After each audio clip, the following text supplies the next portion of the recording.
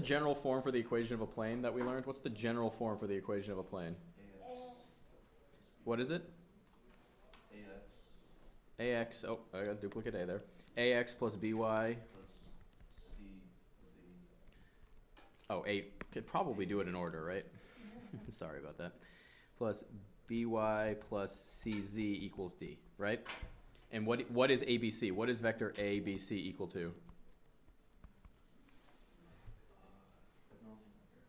The normal vector. The vector that is normal to the plane. Normal vector to the plane. That's one thing we discussed yesterday. So the key here really is finding a normal vector to the plane. How do you find a normal vector? Well, you find two vectors on the plane and then you take the cross product. So you have, let's call this point, I don't know, E, F, and this G right here. What's the vector from E to F? What's the vector from E to F going to be? Negative 1, 1, and what? 0.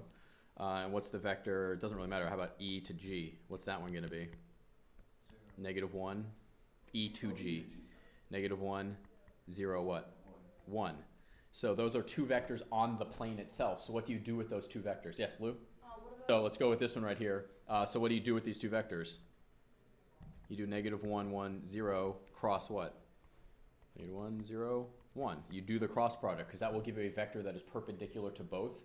How do you go about doing that? What do I write? Do you remember? I, J, and what? K. And then I write -1, 1, 0, -1, 0, 1. Do you remember? Is this coming back to you from yesterday or last night, right? So then you have to do the elimination thing. So if we want the ith term, remember it's plus, minus, and then what? Plus. So you do the elimination right there. Oh, not that. This one right here. So what do you end up with? 1 times 1 plus 0 times 0. And what coordinate is that? That's the I coordinate.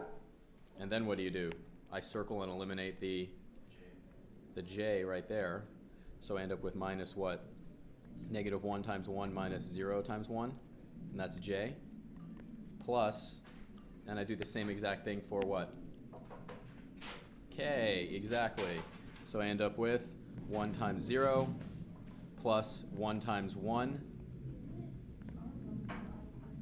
Isn't this one negative sign and the whole thing goes boom? Okay, so is this the correct normal vector? Yeah. So what do we know? We now know it's going to be 1 times x plus 1 times y plus 1 times z equals D. So what do we have to find? D. How do we find D? Plug in any point you want. Plug in any point you want. Does it matter which point we plug in? Look at them. Does it matter which point we plug in? Should it matter what point we plug in? And in this case, does it? No. What is it? If we plug in a point, plug in any point, we end up with D is equal to what? 1. So what's the equation for this? X plus y plus z is equal to 1. Ended up with some scalar multiple of this times some constant. You could end up with some scalar multiple of that. You could.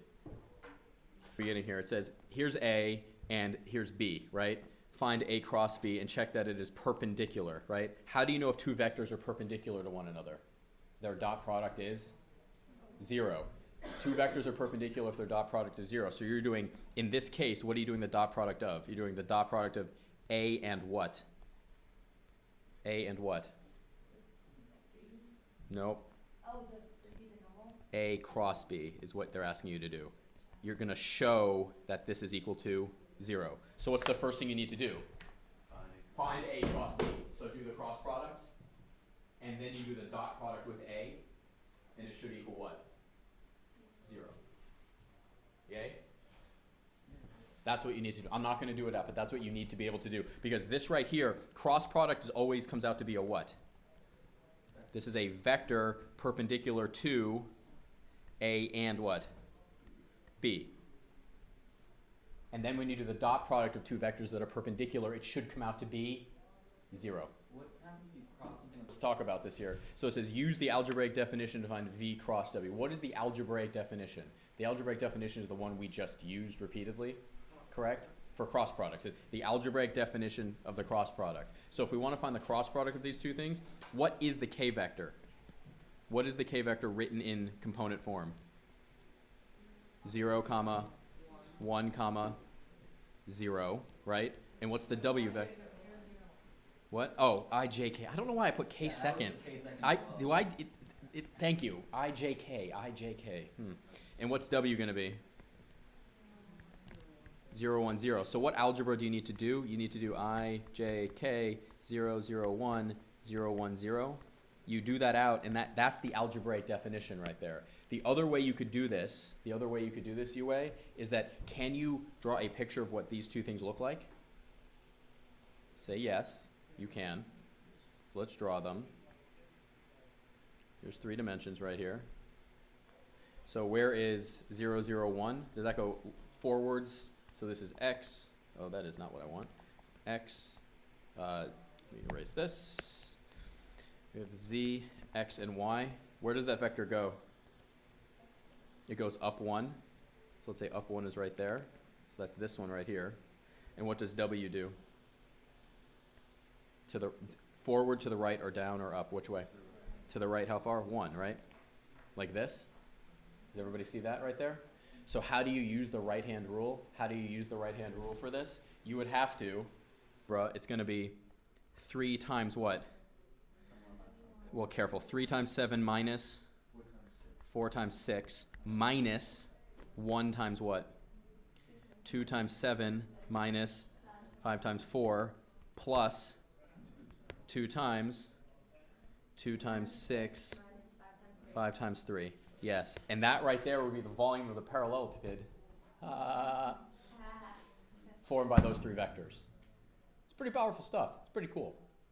All of the proofs for this are derived from generalizing the law of sines and cosines and using alpha and beta and summation rules, which I'm not really going to go through because anytime I throw kids back into trig identity land, they get a little twitchy, anxious, and hate me more.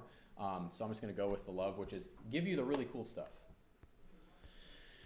There it is. If you wanted to see this written out properly, that's the word we were just talking about right here. Ways to sound really cool. Parallelepiped. Parallelepiped. Parallelepiped. Oh, I know.